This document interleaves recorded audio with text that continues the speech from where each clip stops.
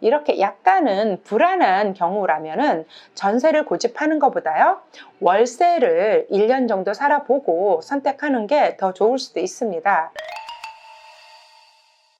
직구하는 절차에 대해서 하나씩 알아보았는데요. 이제 구체적으로 정말로 우리에게 필요한 그런 부분들에 대해서 이야기해 보려고 합니다. 자, 내게 맞는 임대 조건 또는 전세, 월세에 대한 이야기인데요. 처음에 전세와 월세의 차이에 대해서 한번 말을 해보려고 합니다. 전세는 보증금 외에는 아무것도 들어가지 않나요? 조금의 관리비가 들어가겠네요.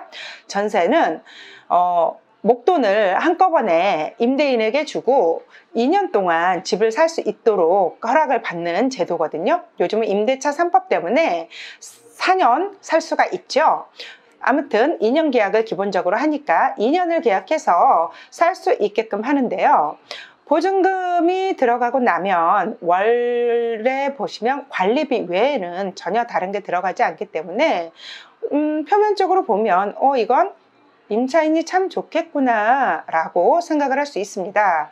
그렇지만 전세 보증금이라는 게 만만치 않죠. 그래서 전세 보증금이 돈이 충분히 있다면, 전세로 들어간다면 아주 월별로 들어가는 돈이 없으니까 아주 전략하는 그런 부분이 되고, 표면적으로는 임차인에게 많이 유리하겠구나 라는 생각을 할 수 있고요. 월세는 일정한 보증금을 내고, 그리고 달달이 돈을 월급처럼 지출을 해야 되는 거죠. 월급을 타면 집값으로 얼마 정도 지출을 해야 되는 거죠. 달달이. 그리고 플러스 관리비까지 내니까 보증금은 소액으로 들어갈 수가 있지만, 그렇죠. 전세 보증금보다는 소액이겠지만 매월 몇십만 원씩 임대료를 따로 내야 되기 때문에 어느 정도 부담이 될 거라는 생각이 되잖아요. 그렇죠. 달달이 집값을 안 내는 거하고 달달이 집값을 내는 거는 큰 차이가 있으니까 표면적으로 봤을 때 임차인에게 굉장히 불리한 제도겠구나, 월세가. 이렇게 생각할 수 있습니다. 이렇게 전세와 월세의 차이는 뭐냐 하면, 전세는 보증금만 내면, 상당하던 작던 일정한 보증금을 내면 매달 관리비 이외에는 들어가는 돈이 없이 편안하게 살 수 있는 게 전세고요. 월세는 일정한 보증금에 플러스해서 매달 월세를 내야 하는 겁니다. 월세 그리고 관리비까지 매달 내야 하기 때문에 매월 그렇죠. 전략은 안 되고 집값을 내야 하니까 어느 정도 월 생활비에서 쪼개서 집값을 내야 되잖아요. 그래서 부담이 될 수 있는 그런 부분입니다. 이렇게 월세와 전세의 차이를 알아봤는데요. 참 월세의 기준은요, 전세가 예를 들어서 5천만 원이잖아요. 그러면 이거를 월세로 바꾼다고 하면은 통상적으로 관악구 기본 이제 1%의 이율을 적용을 해요. 그래서 5천만 원 기준으로 월세입니다 라고 얘기해서 보증금이 만약에 1,000만 원이라면 보증금 1,000만 원에 월세는 40만 원이 되죠. 그러니까 1,000만 원 빼고 4천만 원에 대한 월세 기준을 곱하기 1%를 해야 되니까 1,000에 40만 원이 되는 겁니다. 그렇지만 이거는 월세 기준이고, 전세에서 반전세를 간다던가 월세에서 조금씩 가격을 감한다던가 하면은 약간 차이가 있게끔 조정이 되는 거고요. 이렇게 해서 월세를 처음 계산할 때는 월세 기준을 이렇게 정한다는 것도 알려드립니다. 그렇다면 임대인은 월세를 좋아한다는 말씀 들어본 적 있으세요? 그리고 임차인은 전세를 좋아한다는 말씀 들어본 적 있으세요? 맞는 말이기도 하죠. 그런데 임대인이 모두 전세를 싫어하고 월세만 좋아할까요? 그렇진 않은 것 같습니다.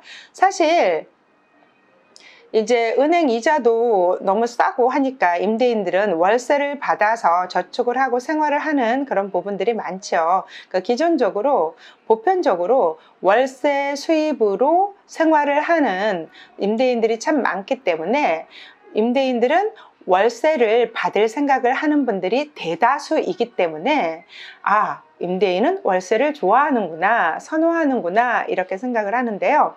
요즘은 집을 살 때 이제 전세금이 높으니까 전세를 끼고 집을 사는 경우가 많이 있거든요. 그렇기 때문에 처음 집을 구할 때는 어느 정도 전세도 많이 들어있어야 하고 어느 정도 월세도 들어있는 집들을 임대인들은 구하기를 원합니다. 그래서 차츰차츰 월세로 돌리더라도 집을 처음에 구하는 시점에서는 어느 정도 대출도 있고 또 내 돈이 부족하니까 전세금도 좀 있고 하는 집들을 구하기 때문에 꼭 임대인이, 꼭 집주인이 월세를 좋아한다라는 말은 형성되지 않는 것 같아요. 전세, 월세 보편적으로 잘 계산을 해서 조금 더 유리한 거를 선택을 하는 거기 때문에 처음에 집을 살 때는 전세가 많이 있는 집들을 사는 게 유리하기도 하거든요. 그래서 이런 부분들도 있다라는 거 말씀드리고요. 임차인은 전세를 좋아한다? 물론이죠. 전세를 다들 좋아하겠지요. 그렇지만 그것도 임차인에 따라서 다르다고 생각합니다. 사실 사회초년생들이라던가 학생들이 뭐 부모의 도움 없이 집을 구하는데 그 거액의 보증금을 만들 수 있을까요? 전세 보증금을? 그렇다면은 월세가 더 유리한 경우도 있고 월세를 선호하는 경우도 있지 않겠습니까? 그렇기 때문에 꼭 임차인이라고 전세만 선호하는 건 아니라는 거죠. 사실 뭐 여러 가지 전세가도 여러 가지가 있고 월세가도 여러 가지가 있지만 우리가 사람이 기본적으로 살아가야 하는 내가 생각하는 주거 조건에 월세가 더 맞는 게 있을 수도 있고 전세가 더 맞는 게 있을 수도 있잖아요. 그렇기 때문에 임차인은 전세를 좋아하고 임대인은 월세를 좋아한다라는 말은 그렇죠. 견해 차이이기 때문에 그렇게 또 꼭 들어맞는 건 아니라고 생각합니다. 가장 중요한 거는요. 내가 전세가 더 좋은지 월세가 더 좋은지 판단하는 게 더 중요하다고 생각해요. 사실 이제 직장을 막 얻어서 또 학교를 가야 해서 오시는 분들은 여러 가지 면에서 보증금도 많이 없는 경우가 많아요. 이제 딱 오셔서 저 보증금이 얼마 없는데 100만 원 보증금만 내고 월세 내는 집 찾을 수 있을까요? 이런 분들도 많고 어느 분들은 꽤 이제 보증금이 많이 있어서 1000에서 2000 정도의 월세를 찾는 분들도 있는데 관악구의 특성이 뭐냐 하면요. 20대, 30대 1인 가구 비율이 높고 많다 보니까 아주 다양한 원룸들이 많아요. 그래서 정말 보증금이 100만 원만 넣고 들어가는 집이 있는 반면에 뭐 보증금 1억까지 넣고 월세를 가야 되는 뭐 2억까지 넣고 월세를 가야 하는 그런 원룸들, 투룸들, 1.5룸도 굉장히 많거든요. 다양한 니드를 충족시켜 줄 수 있는 다양한 집이 관악구에는 많다는 거죠. 그만큼. 그렇지만 사람이라는 게 그렇지 않잖아요. 나는 돈이 조그마지만 좋은 집에서 살고 싶은 게 사람의 마음이기 때문에 그런 부분들 시세 파악하고 손품 발품 팔면서 어느 정도 내 수준과 또 그 집의 차이를 좀 확실하게 알아서 이렇게 판단하는 것도 중요할 거라고 생각을 합니다. 그렇게 내게 맞는 임대 조건을 찾는 건 굉장히 중요하고요. 전세와 월세를 정확하게 파악한다면 임차인 입장에서 물론 전세로 들어가는 게 좋긴 하지만요. 사실 무조건 전세가 좋지만은 않습니다. 전세를 보통 2년 계약을 하게 되는데 관악구에 오는 모든 청년들은 사실 금방 직장에 따라서 움직여지고 아직 젊기 때문에 이동률이 굉장히 많아요. 그래서 2년을 계약했다가도 한 달 만에 이사를 가야 한다던가 뭐 6개월 만에 또 2년을 다 못 채우고 1년도 다 못 채우고 이사를 가야 하는 경우가 많이 있기 때문에 만일에 이렇게 약간은 불안한 경우라면은 전세를 고집하는 것보다요 월세를 1년 정도 살아보고 선택하는 게 더 좋을 수도 있습니다.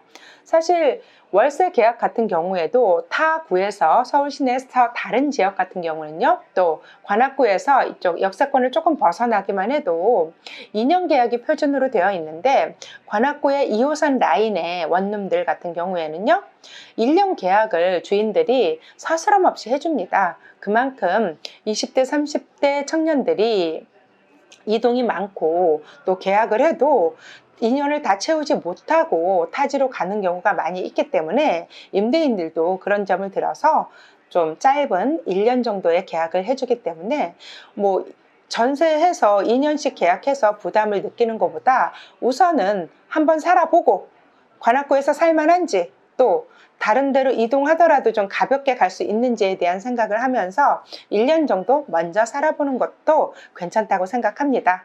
자, 이렇게 해서 나에게 맞는 임대 조건에 대해서 말씀드렸는데요. 이것 또한 마음에 드셨나요?